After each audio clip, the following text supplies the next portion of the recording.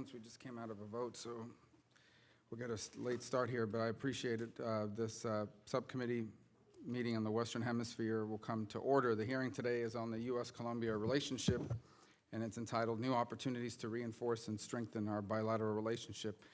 So there's two things I wanted to achieve with today's hearing, which we've been trying to get for some time now, and that we really want to do is first is obviously talk about the U.S.-Colombia relationship, and second, review it by and large, but second, and most importantly, our commitment, restate our commitment and what we can do to be helpful to Colombia and to the Colombian people. And at the outset, I would say it's impossible to talk about Colombia today without talking about Venezuela and the destabilizing impacts that crisis is having, beginning, of course, with over 1.4 million Venezuelan migrants who are now living in Colombia. The reportedly over $1 billion a year that the Colombian government is now spending on social services and health care and the like.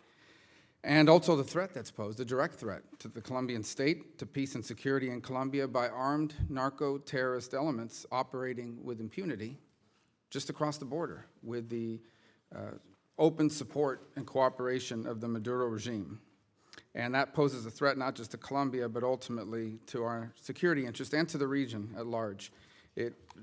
Today, that safe haven that the regime has provided is for two organizations that the State Department has designated as foreign terrorist organizations, the FARC and its dissident elements that are now there, and the ELN.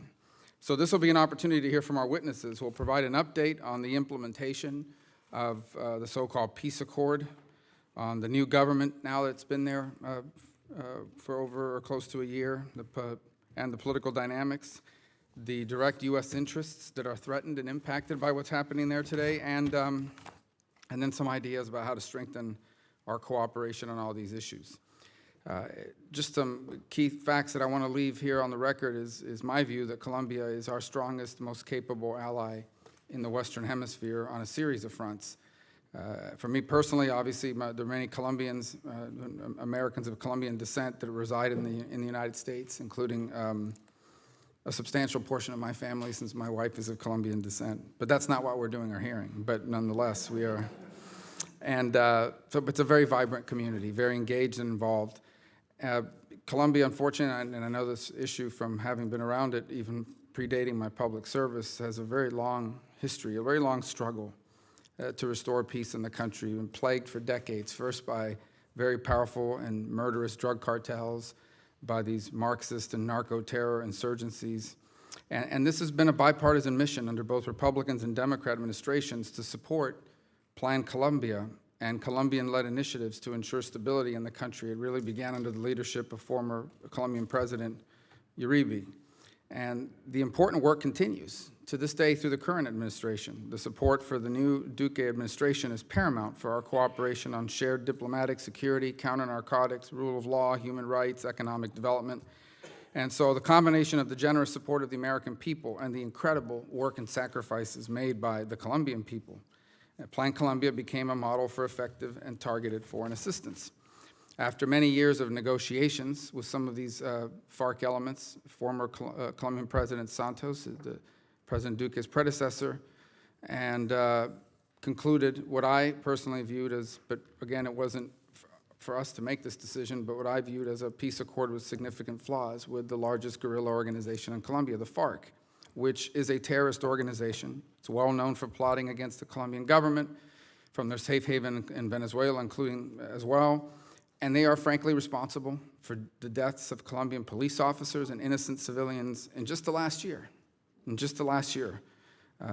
That they've conducted attacks they've claimed credit for. There's another narco-terror group, which I mentioned, the ELN.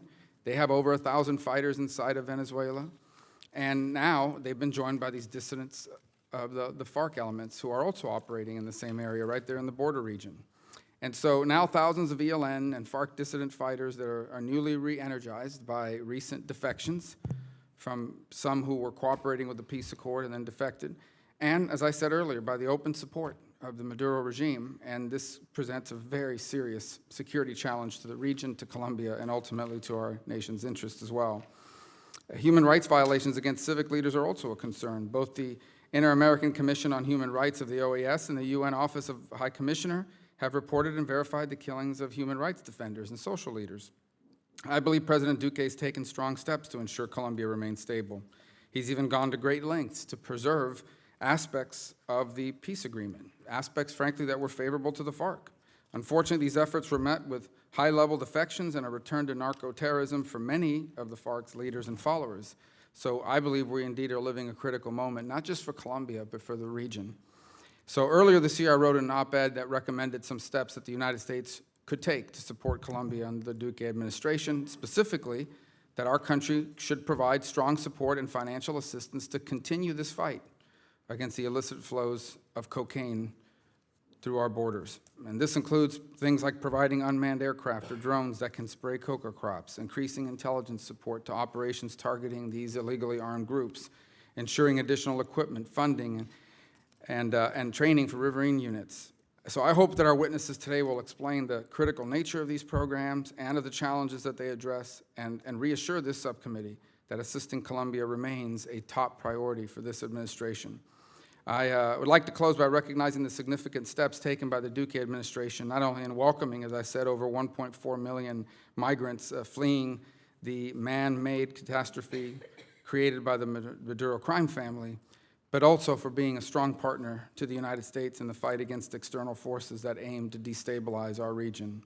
And with that, I now recognize my colleague, the ranking member, Senator Cardin.